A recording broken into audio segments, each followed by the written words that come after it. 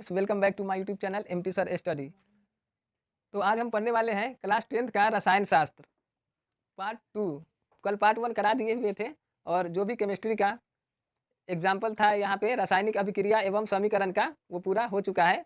अगर पार्ट 1 वाले वीडियो को नहीं देखे हुए हैं तो जा करके एक बार पार्ट 1 वीडियो को देख लें। चलिए एक बार चलो कल क्या पढ़े थे, रासायनिक अभिक्रिया एवं समीकरण के बारे में। ठीक है, तो केमिस्ट्री जो वर्ड बनकर आया हुआ है केमिस्ट्री, कौन सा केमिस्ट्री, एक वर्ड बताए थे केमिया। क्या क्या वर्ड था? केमिया। केमिया ग्रीक भाषा से बन के आया हुआ है। कहाँ से? जिसका अर्थ क्या होता है? काला रंग। क्या है अर्थ? क्या होता है? काला रंग। ठीक है, और केमिस्ट्री का पिता किसे कहते हैं? तो लेवाइजर को। किसको? केमिस्ट्री का पिता कहते हैं लेवाइजर को। ठीक है, और यहाँ पे नाम ही है रासायनिक अभिक्रिया एवं समीकरण। तो अभिक्रिया के बारे में बताए थे कि अभिक्रिया दो प्रकार के होते हैं। कितने प्रकार के? दो। एक भौतिक अभिक्रिया और दूसरा रासायनिक अभिक्रिया, है ना। तो भौतिक अभिक्रिया किसे कहते हैं? वैसा अभिक्रिया, वैसा जिसमें कोई पदार्थ एक अवस्था से परिवर्तन होकर दूसरे अवस्था में चला जाए लेकिन पुनः उसे दूसरी अवस्था से प्रथम अवस्था में वापस लाया जा सके, उसे भौतिक अभिक्रिया कहते हैं। उसे कौन सा अभिक्रिया बोलेंगे? भौतिक अभिक्रिया कहते हैं ना। जैसे में क्या लिए थे कि बर्फ जल से क्या बनना था? बर्फ, और बर्फ से क्या बन गया था? जल। और दूसरा क्या था एग्जाम्पल? मोम का पिघलना। मोम को पिघला देंगे फिर उसे मोम बना लेंगे। तो देखो पहले मोम से पिघला दिए तो मोम ठोस से द्रव अवस्था में आ गया, फिर द्रव से ठोस अवस्था में ले गए, तो ये कौन हुआ? भौतिक अभिक्रिया। ठीक है, और रासायनिक अभिक्रिया किसे कहते हैं? तो वैसा अभिक्रिया जिसमें कोई भी पदार्थ एक अवस्था से दूसरे अवस्था में परिवर्तित हो जाए लेकिन पुनः उसे दूसरे अवस्था से पहले वाले अवस्था में परिवर्तित न किया जा सके, उसे रासायनिक अभिक्रिया कहते हैं। जैसे में लोहे में जंग लगना, है ना, लोहे पर जंग लगना, भोजन का पचना, कागज का जलना, और कौन सा था? कागज का जलना, और क्या बोलेंगे? दूध से दही का बनना। ठीक है, तो यहाँ तक हो चुका था। और अब रासायनिक समीकरण को लिखने के लिए रासायनिक समीकरण में क्या बताए थे कि दो पार्ट बताए थे। ठीक ना, जैसे शब्दों में लिखते हैं तो उसे बोलते हैं अभिक्रिया, और संकेत एवं सूत्रों की सहायता से लिखते हैं तो उसे बोलते हैं रासायनिक समीकरण। उसे क्या बोलते हैं? रासायनिक समीकरण। ठीक है, चलिए, और जो नहीं देखा हुआ है पार्ट 1 वो जाकर के पार्ट 1 वीडियो में केमिस्ट्री का देख ले, कल करा दिए हुए थे। ठीक है, तो आज हम करने वाले हैं रासायनिक अभिक्रिया के फलस्वरूप होने वाले घटना। जब भी कोई रासायनिक अभिक्रिया होगा तो क्या क्या हो सकता है, क्या क्या हो सकता है। तो देखते हैं पहले क्या हो सकता है। तो गैस का बनना, क्या बनेगा? गैस बन सकता है ना। जैसे एग्जांपल लेते हैं कि कैल्शियम कार्बोनेट को जब गर्म किए, तो कैल्शियम, और यहाँ पे क्या है? OH2 का होल ब्रैकेट के अंदर, है ना। तो कैल्शियम हाइड्रो ऑक्साइड प्लस में यहाँ पे कार्बन डाइऑक्साइड गैस में टूट गया है। किसमें टूट गया है? कैल्शियम हाइड्रोक्साइड और कार्बन डाइऑक्साइड गैस में टूट गया है। तो कैल्शियम कार्बोनेट को जब गर्म किए तो दो पार्ट में टूट गया। तो यहाँ पे कार्बन डाइऑक्साइड क्या है? गैस। क्या है?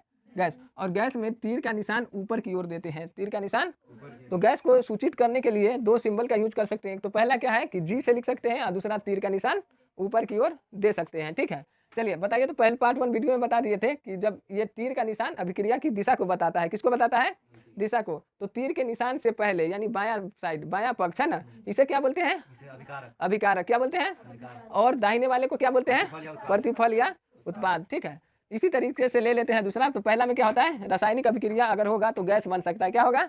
गैस का बनना, है ना। जिंक और हाइड्रोक्लोरिक अम्ल, यानी जिंक को अम्ल के साथ अभिक्रिया कराए तो यहाँ पे क्या बन गया है? जिंक क्लोराइड और H2 गैस। यहाँ पे हाइड्रोजन गैस बन गया है। ठीक है, कौन गैस बना है? हाइड्रोजन गैस बना है। ठीक ना, तो यहाँ पे H2 क्या है? ये हाइड्रोजन गैस। और तीर का निशान ऊपर देंगे तो H2 मतलब तीर का निशान ऊपर देंगे तो कौन सा गैस बनेगा? कोई भी गैस का सिंबल क्या होता है कि तीर का निशान ऊपर होता है। ठीक है, चलिए दूसरा चेंज क्या हो सकता है कि अवस्था में परिवर्तन। अवस्था जानते हैं, जैसे ठोस, द्रव, गैस, ये सब क्या है? अवस्था। क्या है? अवस्था है। तो अवस्था में परिवर्तन हो सकता है ना। चलिए देखिए, यहाँ पे लिखे हैं हाइड्रोजन और ऑक्सीजन को जब मिलाए हैं, हाइड्रोजन और ऑक्सीजन को मिलाए हैं तो यहाँ पे क्या बन गया है? जल। अब देखेंगे कि हाइड्रोजन का अवस्था कौन है? गैस की अवस्था में है, और ऑक्सीजन भी गैस की अवस्था। तो गैस और गैस को मिलाने पर क्या बन गया? यहाँ पे जल बन गया। जल का अवस्था कौन सा है? द्रव। कौन सा अवस्था है? द्रव का अवस्था है। तो यहाँ पे अवस्था में परिवर्तन हुआ कि नहीं? तो इसीलिए कहते हैं कि दूसरा में अवस्था में परिवर्तन भी होता है ना। अवस्था में परिवर्तन भी होता है। तीसरा देखेंगे, जब भी रासायनिक अभिक्रिया होगा तो क्या बदल सकता है? रंग में परिवर्तन, रंग में परिवर्तन हो सकता है, ठीक ना। रंग में परिवर्तन क्या हो सकता है, रंग में परिवर्तन है ना। चलो देखो, जैसे पान के रंग में परिवर्तन, पान के अब खाते हैं पान, पान खाते हैं कि नहीं, कोई पान खाता है तो हरा पत्ता होता है उसमें कत्थक डालते हैं ना, तो खाए है हरा पत्ता और हो जाता है मुंह लाल लाल, है ना। तो देखो लाल अगर हो जाता है तो उसका रीजन क्या है, उसमें होता है पोटेशियम परमैंगनेट। कौन होता है, हाँ पोटेशियम परमैंगनेट में अगर मान लो कि कोई डालते हैं हम उसमें नींबू का रस, किसका रस डालते हैं, तो पोटेशियम परमैंगनेट में नींबू का रस डालने पर रंग में परिवर्तन हो जाता है, ठीक है। रंग में रासायनिक अभिक्रिया होगा तो क्या पहला क्या बताया कि गैस का बनना, दूसरा अवस्था में परिवर्तन और तीसरा रंग में परिवर्तन हो सकता है। आइए चौथा देखते हैं, चौथा है ताप में परिवर्तन। किसमें, ताप में परिवर्तन। ताप या तो घट सकता है या तो बढ़ सकता है, दोनों हो सकता है, ताप बढ़ भी सकता है और ताप घट भी सकता है ना। चलिए अगर कोई रासायनिक अभिक्रिया हुआ तो ताप बढ़ गया तो बोलो, ताप अगर बढ़ेगा तो उसे बोलेंगे उष्मा क्षेपी अभिक्रिया, उष्मा। अगर ताप यहाँ पे घट गया तो उसे बोलेंगे उष्मा शोषी अभिक्रिया, उष्मा शोषी अभिक्रिया।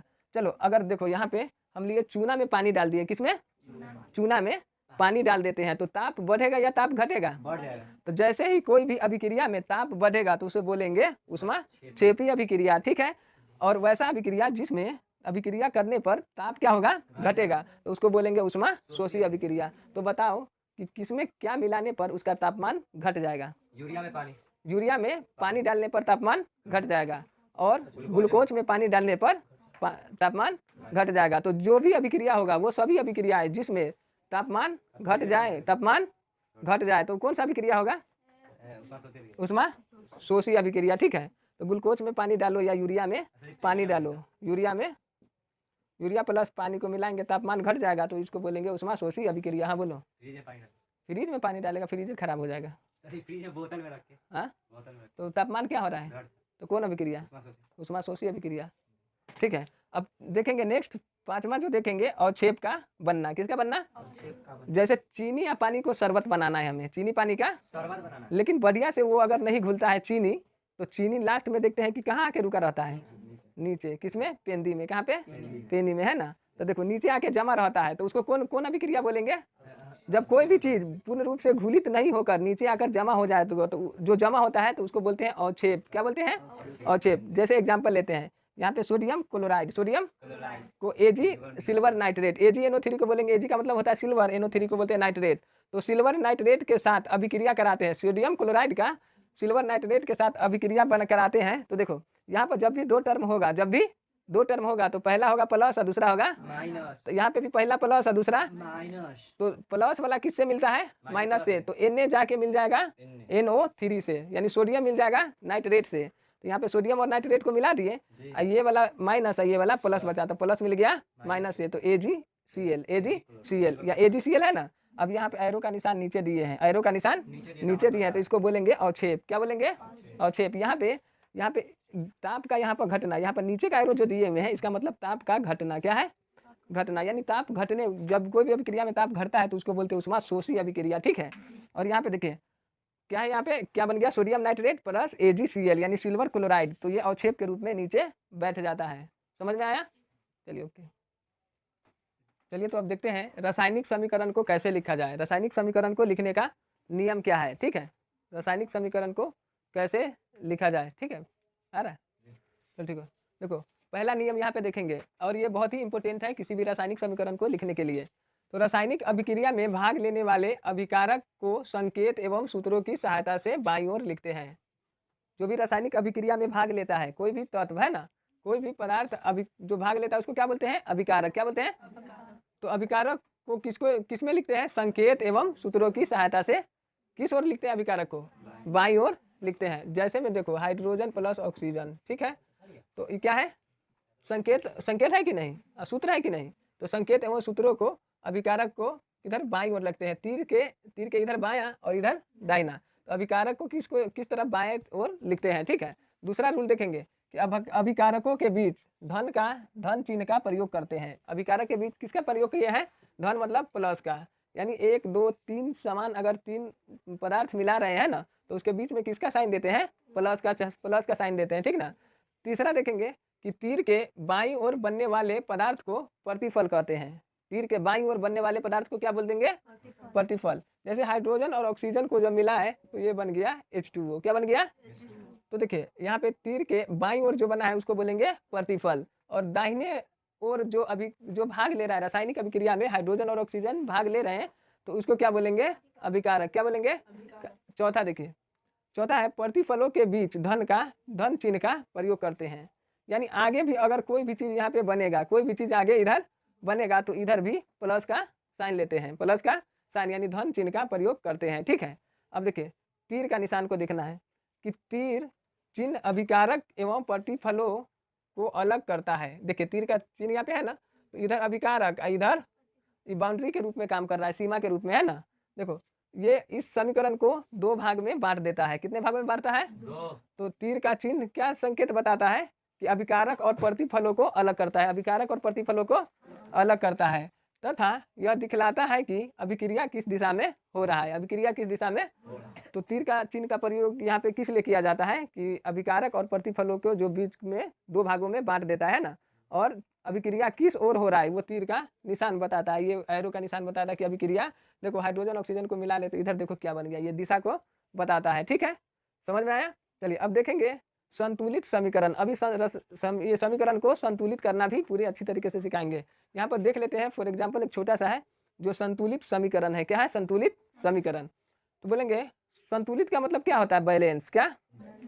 बैलेंस यानी दोनों पक्षों में क्या होना चाहिए? सभी चीजें बराबर होना चाहिए। ठीक है, तो वैसा समीकरण, यहाँ पे समीकरण को बैलेंस करना है। ठीक है, देखिए तो वैसा समीकरण जिसमें दोनों ओर, तो समीकरण में कितने ओर होते हैं?